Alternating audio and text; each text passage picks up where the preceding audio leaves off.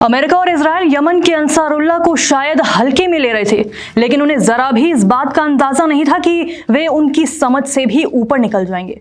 Houthi के America पर हमले पहले से तो जारी थे ही साथ यमन अब इजराइल पे भी लगातार मिसाइल हमले कर रहा है।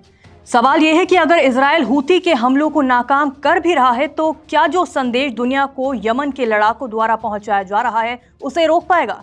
दरअसल हूती के प्रवक्ता याया सारी पहले ही ये साफ कर चुके हैं कि जब तक इजराइल गाजा पर हमले करना बंद नहीं करेगा तब तक हूती के हमले जारी रहेंगे।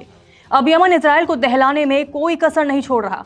बीते कुछ दिनों में हौसियों ने इजराइल पर बैलिस्टिक मिसाइलों से हमले को अंजाम दिया और तो और यमन की ओर से लगातार इजरायली एयरपोर्ट को उड़ाने का दावा भी किया जा रहा है। याया सारी की ओर से यह दावा किया गया है कि हौसियों ने बेन गुरियन हवाई अड्डे को अपनी हाइपरसोनिक मिसाइलों से निशाना बनाकर चोट पहुंचाई है, जिसके बाद काफी हवाई यात्राओं को स्थगित भी करना पड़ा था। हालांकि आईडीएफ की ओर से जो बयान जारी किया गया था उसमें यह कहा गया कि यमन की ओर से दागी गई बैलिस्टिक मिसाइल को इजरायली एयर डिफेंस सिस्टम ने हवा में ही नष्ट कर दिया था। वहीं अगर हम अमेरिका की बात करें तो कुछ दिन पहले जब अमेरिकी राष्ट्रपति डोनाल्ड ट्रंप ने हूतियों को धमकी देते हुए हमले शुरू किए थे तब अमेरिका को इस बात का जरा भी अंदाजा नहीं था कि हूती इन धमकियों का माकूल जवाब देगा। अमेरिका काफी समय से यमन से लाल सागर खाली करवाने पर हूतियों पर हावी था, बावजूद इसके अमेरिका इसमें सफलता प्राप्त नहीं कर पाया। लाल सागर पर आज भी हौसियों का कंट्रोल है और उसी रेड सी में हूतियों ने अमेरिकी विमान वाहक पोत यूएसएस हैरी एस ट्रूमैन को निशाना बनाया था। तो अब हालात ये हैं कि यमन के हूती दो मोर्चों पर जंग लड़ रहे हैं।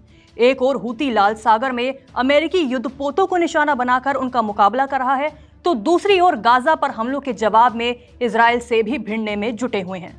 अब वो दो बड़ी ताकतों के खिलाफ जंग का आगाज कर चुके हैं। इस सब के बाद ये तो साफ हो गया है कि यमन के अंसारुल्लाह अमेरिकी और इजरायली हमलों के आगे झुकने के मूड में बिल्कुल नहीं है। यूएनएससी की एक रिपोर्ट की माने तो हौसियों के पास एडवांस्ड हथियारों का पूरा जखीरा है, जिसमें बैलिस्टिक मिसाइलें, ड्रोन, क्रूज मिसाइलें, एयर डिफेंस सिस्टम जैसे कई हथियार शामिल हैं। यमन के लड़ाकों को ऐसा जज्बा है कि आज एक वक्त पर दो मुल्कों के साथ अकेले जंग लड़ रहे हैं। तो मिडिल ईस्ट में ये जंग तो शुरू हो चुकी है, लेकिन अब देखना ये होगा कि ये जंग अब कौन सा नया मोड़ लेती है।